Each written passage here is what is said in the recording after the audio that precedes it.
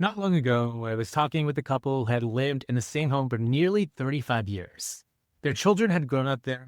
They had celebrated birthdays, holidays, and countless family memories. But life had changed. The stairs were becoming more difficult. The yard required more maintenance than they wanted. And they were thinking about moving somewhere smaller, closer to their grandchildren and better suited for the next chapter of life. Then they asked me a question they had never thought to ask before. Dale, can we actually buy our next home with a reverse mortgage?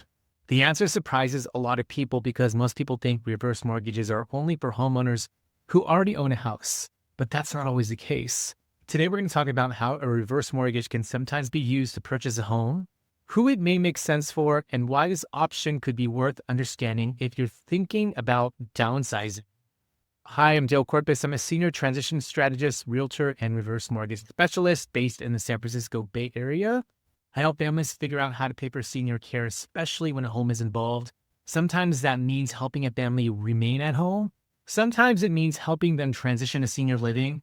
Sometimes it means selling a long-time family home. And sometimes it means helping someone purchase a home that's a better fit for their next stage of life. This is another episode of Sandwich Generation Solutions powered by the Simplify Senior Transitions podcast, where we bring clarity to the housing, care, and financial decisions families often face during some of life's biggest transitions. Let's dive in. Welcome to the Simplify Senior Transitions podcast, where we help families navigate senior living, real estate, and everything in between. Hosted by Senior Transition Specialist Dale Corpus, this show brings you expert insights, real solutions, and stress-free strategies to make senior transitions simple. Ready to dive in? Let's go. When most people hear the words reverse mortgage, they usually picture someone who's already living in their home. Maybe they're using home equity to improve cash flow, pay for home care, or eliminate an existing mortgage payment. What many people don't realize is there is also a reverse mortgage designed specifically for purchasing a home. That surprises almost everyone I talk to. So what's a HECM for purchase? Without getting too technical, here's the basic idea. An eligible homebuyer makes a substantial down payment toward the purchase of a new home. The reverse mortgage finances the remaining balance. The result is that the homeowner purchases the home without taking on a traditional monthly mortgage payment, provided they continue meeting the loan obligations, such as paying property taxes, homeowners insurance, maintaining the home, and complying with the loan terms. It's simply another financing option that may make sense for certain buyers. So, who might this make sense for?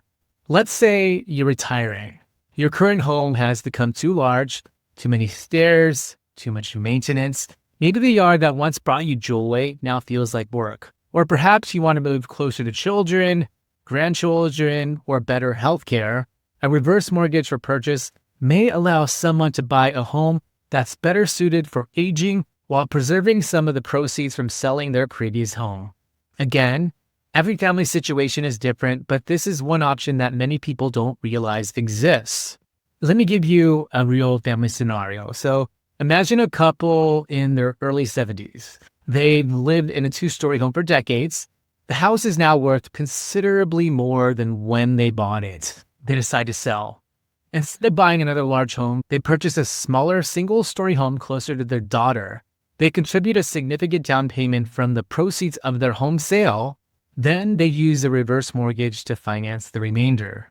Now they've reduced maintenance, eliminated stairs, moved closer to family, and avoided taking on a traditional monthly mortgage payment. That doesn't mean this strategy is right for everyone, but it's a great example of how housing decisions and financial planning often work together. It's about more than the loan. One thing I always remind families is this: the reverse mortgage isn't the goal. The goal is finding the right home for the next stage of life. Sometimes that's a smaller home. Sometimes it's a home closer to loved ones. Sometimes it's a home that's more accessible. Sometimes it's assisted living. Sometimes it's remaining exactly where you are. The financing should support the housing plan, not drive it.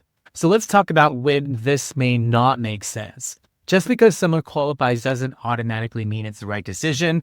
If someone plans to move again in the near future, this strategy may not make sense. If another financing option better fits their goals, that may be the better choice. Or perhaps maintaining in their current home is still the best solution. Every family deserves an individualized conversation. That's why I never start with the loan. I start with questions. What are you trying to accomplish? Where do you want to live? How long do you expect to stay there? What does the next chapter of life look like? Only then do we begin discussing possible solutions. Here's a bigger lesson. One thing I've learned over the years is that downsizing isn't just about moving into a smaller house. It's about intentionally designing the next chapter of life. That right home can reduce stress, improve safety, lower maintenance, bring families closer together, and sometimes the right financing strategy can help make that transition easier.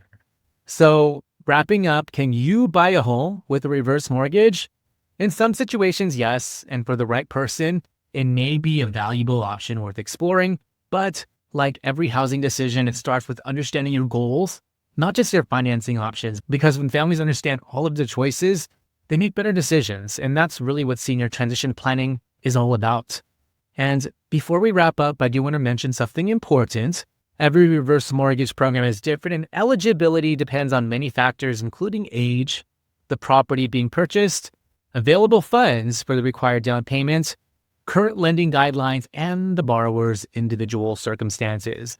This episode is intended for educational purposes only and shouldn't be considered legal, tax, financial, or lending advice. Before making any decisions, consult qualified professionals who can evaluate your specific situation and determine whether the strategy is appropriate for your goals. This has been another episode of Sandwich Generation Solutions powered by the Simplify Senior Transitions podcast. If you're trying to figure out how to pay for senior care, especially when a home is involved, or you're considering downsizing or want to better understand your housing and financing options, I created several free resources to help. For personalized guidance, educational resources, check out my AI resource explorer by going to simplifyseniortransitions.com/start here. Browse conversations with senior living experts, elder law attorneys, home care leaders, financial professionals, and families navigating these decisions every day by going to simplifyseniortransitions.com/podcast library. If this episode gave you a new perspective on what's possible, I'd appreciate it if you subscribe, leave a 5-star review on Apple Podcasts or Spotify, and share it with someone who's thinking about downsizing or planning for retirement. I'm Dale Corpus. Thanks for watching, and I'll see you on the next episode of Sandwich Generation Solutions.